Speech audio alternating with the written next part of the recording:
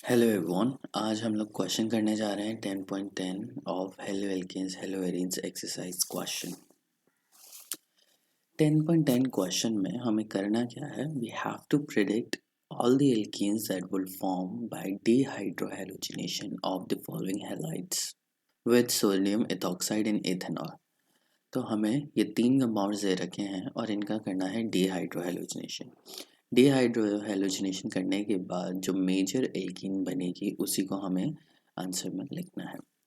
There is a possibility कि दो alkene बनेंगे, एक बनेगा मेजर एक बनेगा माइनर। तो मेजर कौन सा बनेगा ये हमें फाइंड आउट करना है। सबसे पहले हम लोग समझते हैं डीहाइड्रोहेलोजिनेशन क्या होता है। डीहाइड्रोहेलोजिनेशन का मतलब है, डी का तो मतलब होता है कि एलिमिनेट करना, उसमें से निकालना। हाइड्रोहेलोजिनेशन मतलब hydro hydrogen and halogen HX। ठीक है, तो हमें बेसिकली कंपाउंड में से हेलो एल्कीन में से HX निकालना है। जैसे ही हम लोग HX निकालेंगे तो उसमें हो जाएगा एलिमिनेशन। तो this is an elimination reaction. मैं एग्जांपल देता हूँ। जैसे मेरे पास है CH3 CH2X। अब इसमें मैंने डाला एल्कोहलिक KOH, मतलब एल्कोहलिक KOH का क्या है, KOH डाल दिया और सॉल्वेंट हमारा है C2H5OH, कोई भी एल्कोहल। अब इस केस में क्या होगा, हमारा बन जाएगा CH2 double bond CH2 alkene बन जाएगा प्लस HX हमारा बाहर निकल जाएगा। अब यू नीड टू रिमेंबर कि ये HX की फॉर्म में नहीं निकलता, H अलग निकलेगा X अलग निकलेगा, लेकिन फॉर द टाइम बिंग मैं लिख देता हूँ कि यहाँ पे HX निकलेगा जस्ट फॉर द सिंप्लिसिटी। अब हेलोजन तो इस पॉइंट से निकल जाएगा, लेकिन हाइड्रोजन कहाँ से निकलेगा, हाइड्रोजन तो यहाँ भी है और हाइड्रोजन तो यहाँ भी है। तो एक ही कार्बन से हाइड्रोजन और हेलोजन निकलना पॉसिबल नहीं है, क्योंकि उससे एल्कीन नहीं बनेगी। जिस कार्बन के पास हेलोजन है उसे हम लोग बोलते हैं अल्फा कार्बन, और उसके साथ वाली कार्बन को हम लोग बोलेंगे बीटा कार्बन। तो हमेशा अल्फा और बीटा के बीच में एल्कीन बनेगी। अल्फा से जाएगा हेलोजन और बीटा से जाएगा हाइड्रोजन, कोई भी हाइड्रोजन यहाँ से निकल जाएगा। इसको थोड़ा सा क्लियरली मैं इधर बना के दिखाता हूँ।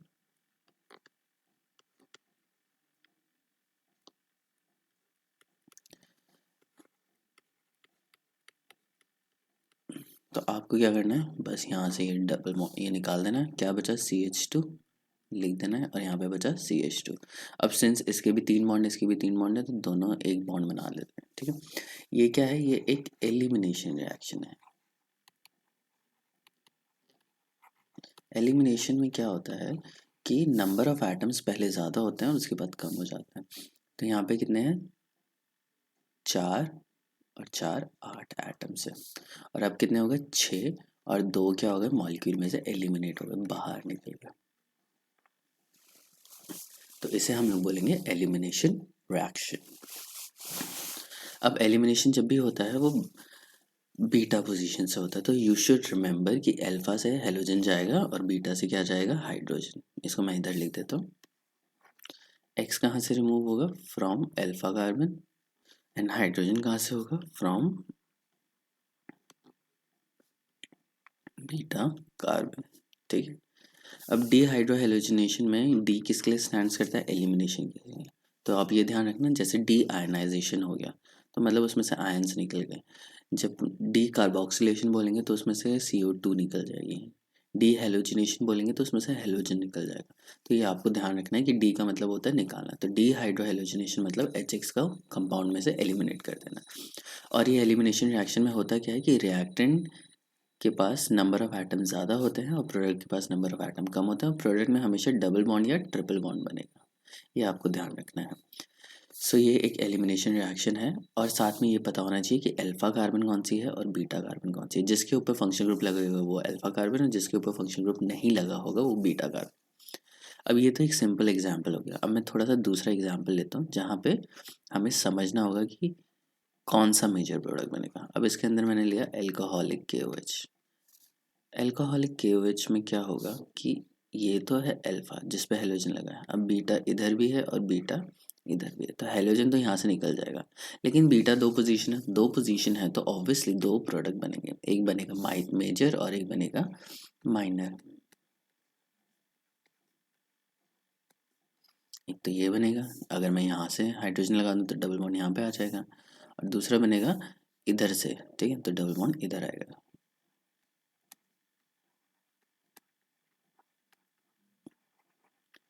इसमें से ये वाला है मेजर, ये तो मैंने बता दिया कि आपको ये मेजर है, और ये वाला है माइनर।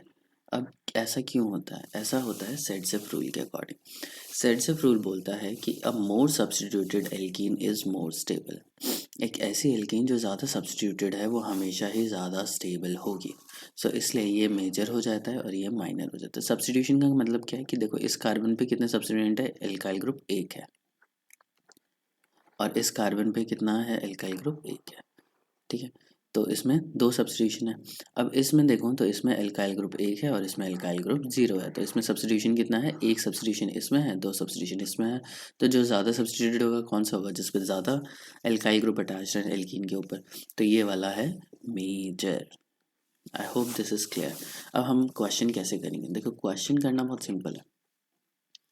फॉर एग्जाम्पल कोई भी आपको ऑप्शन मिले, जैसे तो यहाँ पे देखा हमने अल्फा कार्बन, फिर एक बीटा यहाँ है और बीटा यहाँ है।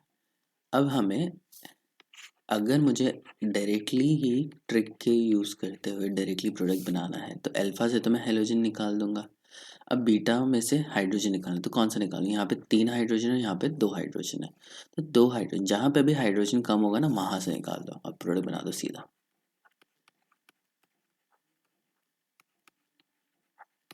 और ये हो गया हमारा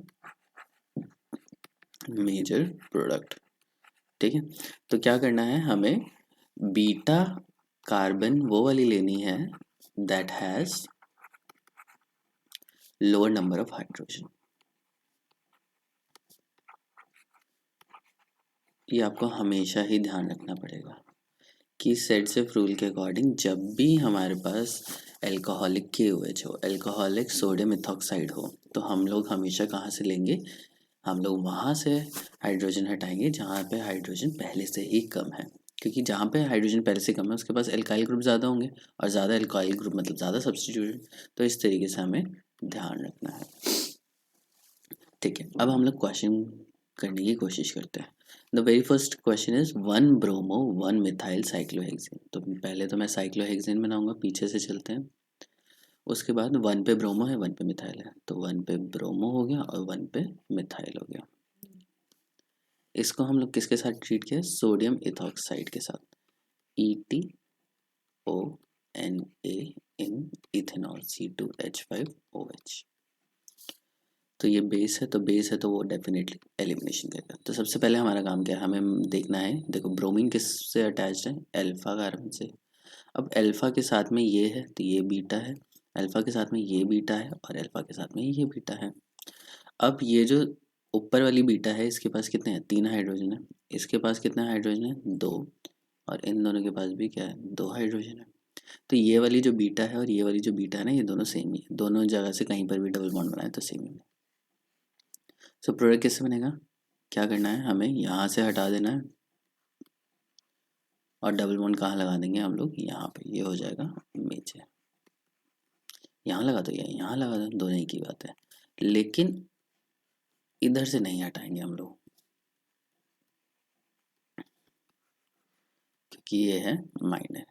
इसके पास 3 हाइड्रोजन है और इसके पास 2 हाइड्रोजन है। कहाँ से हटाएं? वहाँ से हटाएं जिस पे हाइड्रोजन कम है, तो हम लोगों ने इधर से हटा दिया। एक और केस बताऊंगा जहाँ पे मेजर प्रोडक्ट ये नहीं बनता। नेक्स्ट करते हैं 2 क्लोरो 2 मिथाइल ब्यूटेन। तो पहले ब्यूटेन बनाते हैं, 2 पे क्लोरो और 2 पे ही मिथाइल।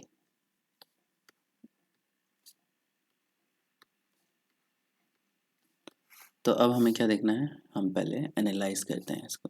क्लोरीन यहाँ लगा तो ये अल्फा, ये बीटा एंड ये बीटा। यहाँ पे है 3 हाइड्रोजन, यहाँ पे 3 हाइड्रोजन और यहाँ पे 2 हाइड्रोजन। तो सबसे कम नंबर का यहाँ है, तो इन दोनों के बीच में इस क्लोरीन को हटा दो और इस हाइड्रोजन को हटा दो और डबल बॉन्ड यहाँ पे लगा दो।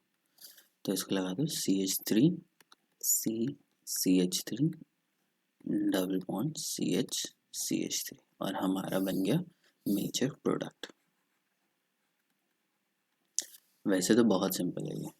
अब नेक्स्ट इज 2,2,2,2,2,3 ट्राईमिथाइल 3 ब्रोमोपेंटेन।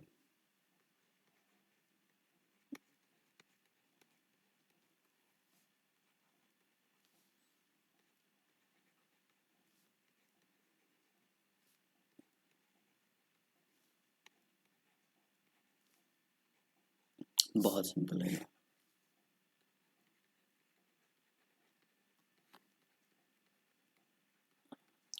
पहले तो हम लोग ढूंढेंगे हेलोजन कहाँ है, तो हेलोजन तो ये रहा, तो ये वाली कार्बन कौन सी होगी, अल्फा, इसके साथ वाली होगी बीटा ये और बीटा ये।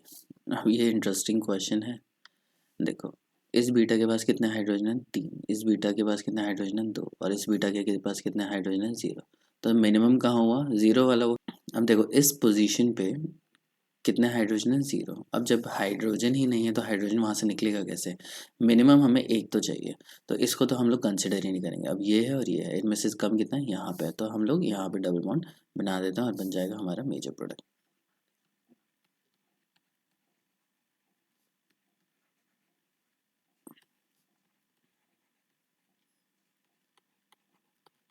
और ये हमारा बन गया major product.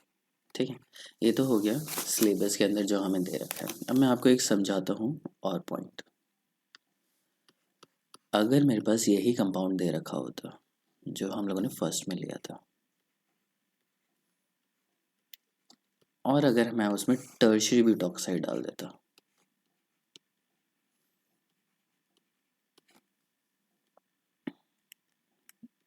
In the presence of tertiary butanol, तब रिएक्शन पता है कौन सी होती है,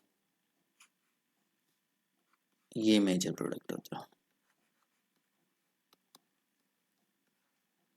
ये मेजर प्रोडक्ट क्यों होता, क्योंकि आप देखो ये जो बेस है ना, ये बहुत बल्की है।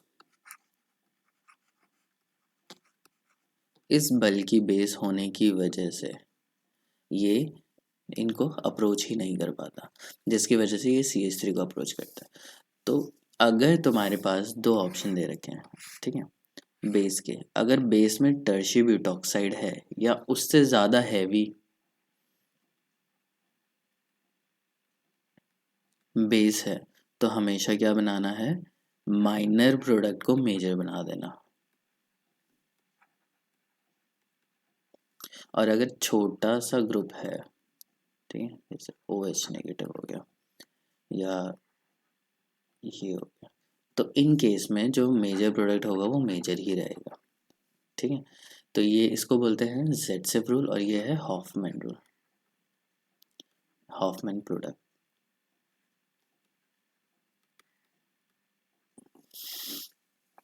तो ज़ेटसेफ प्रोडक्ट में क्या होता है, जो ज़्यादा सब्स्टिट्यूटेड एल्कीन होती है वो मेजर बनती है, लेकिन हॉफमैन में क्या होता है, जो कम सब्स्टिट्यूटेड होती है वो बनती है। और इसका एग्जाम्पल क्या है, टर्शियरी ब्यूटॉक्साइड। अगर टर्शियरी ब्यूटॉक्साइड बेस लिया है तो हमेशा कम सब्स्टिट्यूटेड वाली एल्कीन ही बनाना। ओके, सो एक क्वेश्चन देख लेते हैं, मैं आपको एक क्वेश्चन दे देता हूँ और आप करके मुझे बताना।